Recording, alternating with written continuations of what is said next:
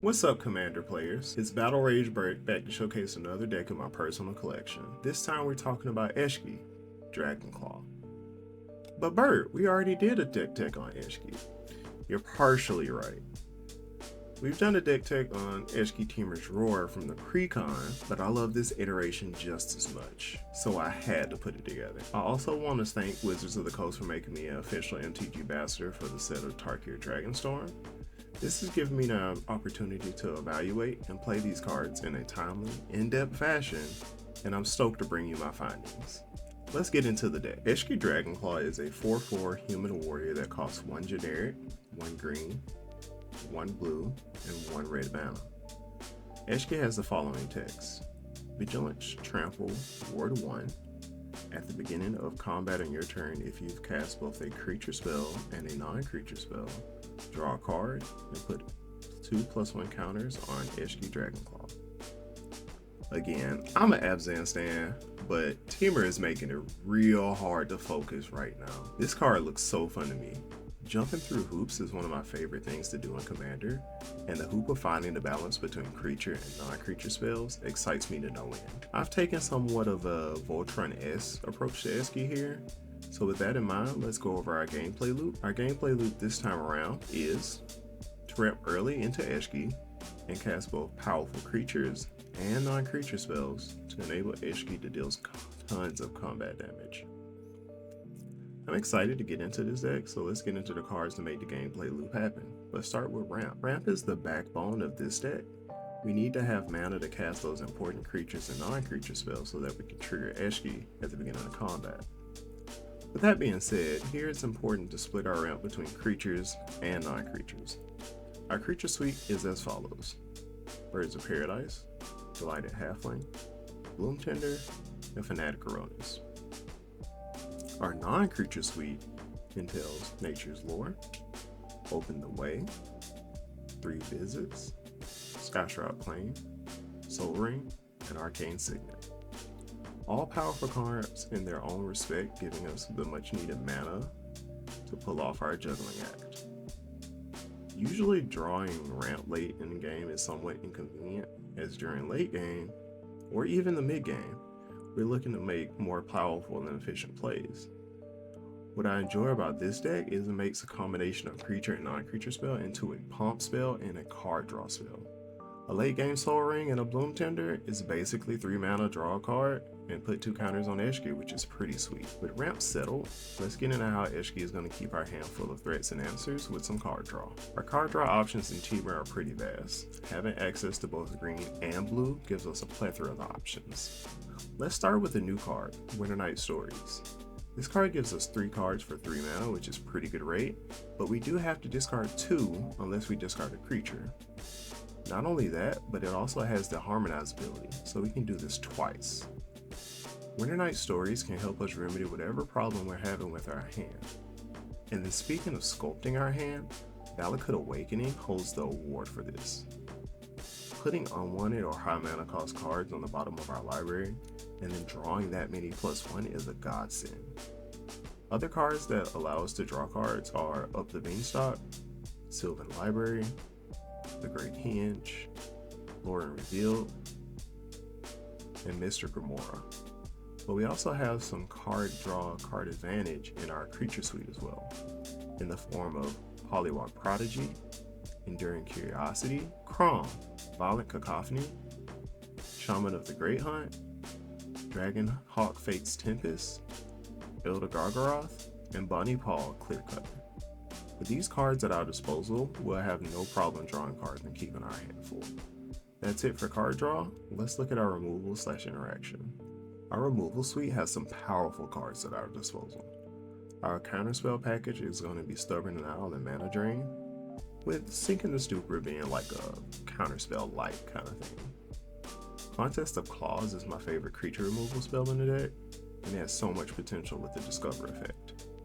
Much like Contest of Claws, Stomp deals damage to target creature or planeswalker we don't control, which is pretty good, but also has the upside of being a land on the back. And lastly, we have a pet card of mine in Cinder Vines.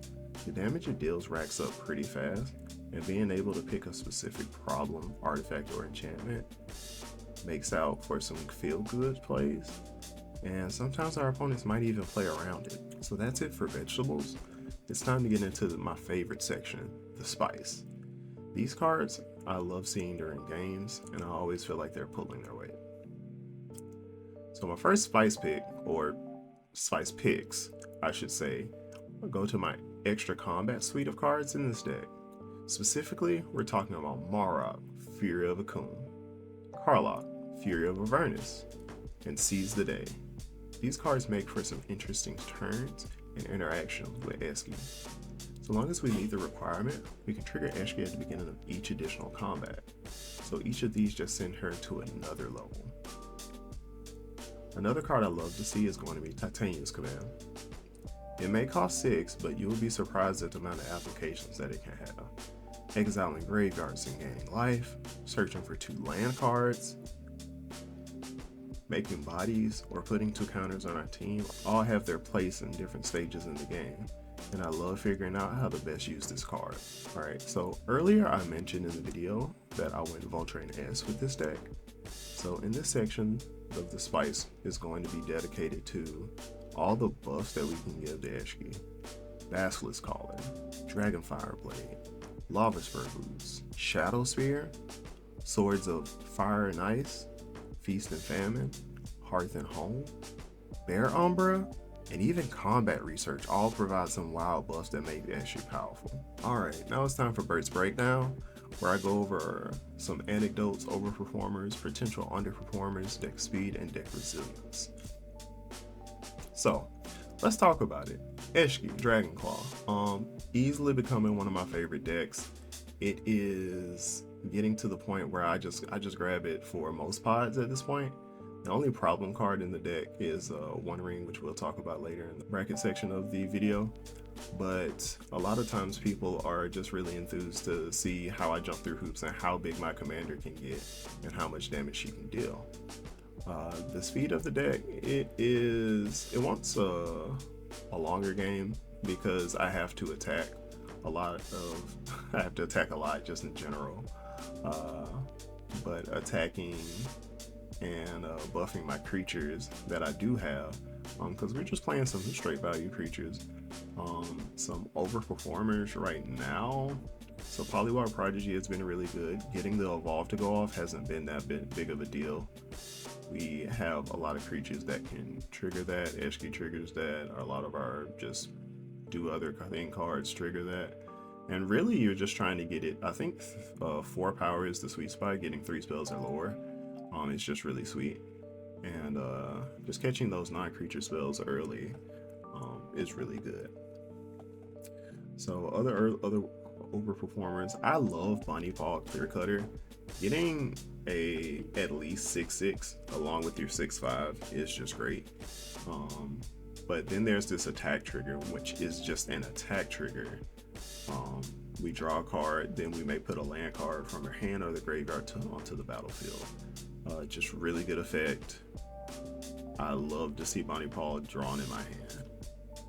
Another similar effect is going to be Odra Kozlem, Deepest Growth. But this, when Odra Kozlem deals combat damage, you reveal that many cards from the top of your library and you can put a creature and or a land from one of those onto the battlefield. This helps us just get creatures out, get lands out, which is exactly what we want to be doing. And it's just a really fun card because once they kill it, it just turns into a land and we can turn it back so long as we have 10 or more permanents. Another card I've been impressed with is going to be Slip Out the Back. Put a +1 counter on target creature and it phases out for 1 blue mana. Phasing out has just a bunch of applications, and this says target creature, not target creature you control. So we can actually, if somebody has one blocker that can soak up a lot of damage for Eshki, we can just phase it out with this and then just swing through that. It's really sweet and I just enjoy it. So after Bert's Breakdown, we go into Bert's French. We have about 3 cards that didn't make the cut in this particular deck. Songcrafter Mage is one card that I I want to play so bad, but this is not its place. I don't really have that many instants of sorceries to give flashback to, or harmonize to, sorry. I don't really have that many instances of sorceries to give harmonize to, and so that makes this card a lot weaker in this deck. I had it on the initial list because I also had another card that I'll talk about, Traverse the Outlands. I had this idea that, Traverse the Outlands is really good for Song Crafter's Mage because I can get the lands, tap a creature, get more lands, and just get all my basics out. But it didn't end up working in my favor in that case, so I've kind of just taken that plan away and just gone for a more efficient ramp like Fanatic Aronis and all the ramp that I mentioned earlier. Another card that I'm cutting, and I actually cut this out of a couple decks, is going to be Primeval Bounty. I feel like in decks where I want to be aggressive, Primeval Bounty is not where I want to be, especially in Eshki. So in Eshki Dragonclaw, I want to have pretty efficient spells so that I can trigger Eshki so she can get powerful pretty quickly, which the first time you trigger, she goes to 6 power, then 8, and you're drawing cards this whole time, so she's kind of feeding into herself. But Primeval Bounty was a little bit slow at 6 mana, and then I have to cast another spell, but what I wanted to happen was cast my creature, cast my spell, and get bonuses off of that. But I feel like in my aggressive decks, I need to stop trying to play Primeval Bounty. I feel like in my mid-range and control decks where I'm looking for a grindy game and trying to play small efficient creatures and that kind of thing, Primeval Bounty is great. But here, where I'm trying to be on the attack and aggressive, I don't think Primeval Bounty is where I want to be. So let's go into the brackets and personal grade, shall we? According to the bracket system, this deck is a 3 as it includes one game changer, the One Ring, which I play as it can provide an absurd amount of card draw. Besides that, there's no mass land denial, extra turns, tutors, or 2-card combos. As always, I would give this deck a grade based on not only how it performs, but generally how I feel about the gameplay and feel of the deck.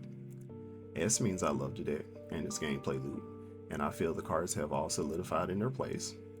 A means I love the deck and the gameplay loop, but the cards can be swapped out or changed to improve either for fun or the power level. B means I love the idea of the deck, but the gameplay loop is unfamiliar or missing a certain element. And C means I'm mid on the deck and the gameplay loop hasn't excited me like my favorite decks do. Eshki is an amazing deck and I'm loving to play it whenever I get a chance. With that, I would give Eshki an A, as I'm still fine-tuning some of the card choices. Here we have yet another card that's in my personal collection, and I want to hear what you think. What are some cards that you would play in Eshki? What are some changes that you would make to mine? Moxfield link is in the description as always, and if you dug the video, give it a thumbs up, hit subscribe for more content. Thanks for watching, and until next time, take care.